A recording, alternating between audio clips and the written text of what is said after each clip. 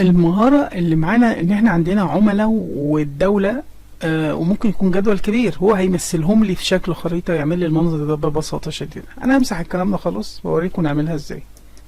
في تشارت هلاقي بقى في الجديد في ماب دي، بختار ماب دي. مجرد ما اختار الماب دي واقول له اوكي، بيبدأ بقى هو يجيب لي اكتر من ماب، يعني ده شكل وده شكل وكده كذا شكل يعني. فليكن انا هاخد الشكل الاولاني ده، وفي اوبشنز كتير اقدر اغير واقول له مثلا وري لي الارقام على الماب. يبدا يحط الارقام. مصر مثلا 100، ليبيا 50، السودان 25، الجزائر 33، وهكذا. حاجه ظريفه جدا ومهاره ظريفه، واقدر اعمل اديتنج على التشارت وكده. فكتير بحب امثل بياناتي بشكل كده يعني.